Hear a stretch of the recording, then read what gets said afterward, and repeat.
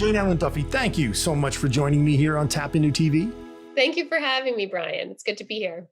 I am very excited to talk to you about the new multimedia platform, the online hub that you've created over at JerseyCAN. Tell me about this.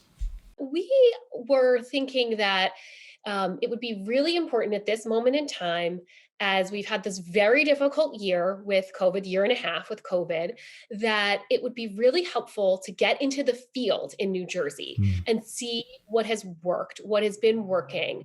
We know that the learning loss is deep and it's pervasive. And we know that based on studies that we've done. And now there have been studies that have come out of the state Department of Education that further indicate that there are some real concerns. And we already knew that there were achievement gaps in New Jersey before the pandemic. Our concern is that the pandemic has exacerbated the situation. So we also knew, based on all the work we've done at JerseyCAN over the past 7 or 8 years, that there are districts and schools and school leaders and teachers who know how to make up learning gaps for students.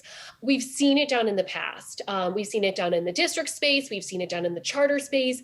And so we want to capture that. We know that those leaders in the field in New Jersey are going to have examples to offer and to share with other districts and schools.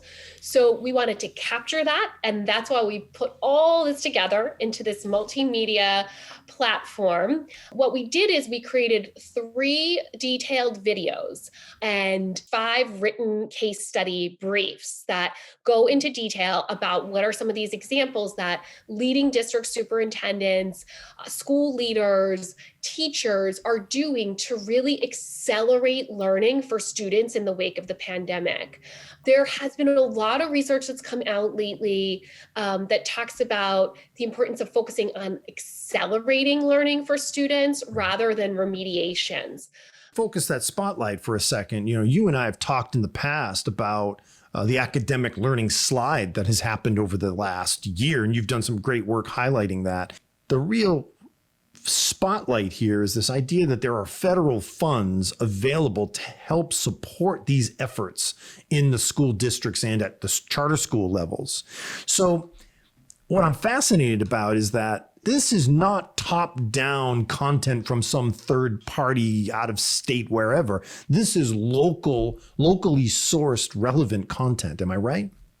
Exactly. That's exactly right, Brian. We have looked at the research from the national level, and that is important, and we do provide that on this online hub. But what we really wanted to do was really look at the local level and see, where are these exemplars bubbling up so that they can be replicated. And we know superintendents do this organically and school leaders do this organically, but we wanted to be able to really put together a sort of showcase, if you will, of these best practices, and recognizing that there are more out there, right? We're a small team at JerseyCAN. These are who we were able to talk to so far. The other thing, not only is it the federal funds and making sure we use federal funds effectively, but as you know, Governor Murphy has indicated that all schools should be resuming in-person full-time instruction in the fall. Right. And so this is a critical planning period right now as we look ahead to the fall to say, okay, what can be done to get students back in the classrooms, get them excited about learning, get them ready for learning, and really begin to address their needs, which are both on the academic side as well as the social and emotional side. Can you give me some examples of the content that's on the hub? So the first area is on student and family engagement. We have heard across the field, I think any educator you talk to, any school leader, they will say how important it is to re-engage students, get them excited about coming back to school in the fall, keep them excited for those that may have been in a hybrid or sort of had an unusual year, certainly with everything that was going on with masks and shields and plexiglass. We interviewed Akbar Cook, who's the principal of Westside High School in Newark. And we also interviewed the leadership team at Cresthaven Academy in Plainfield.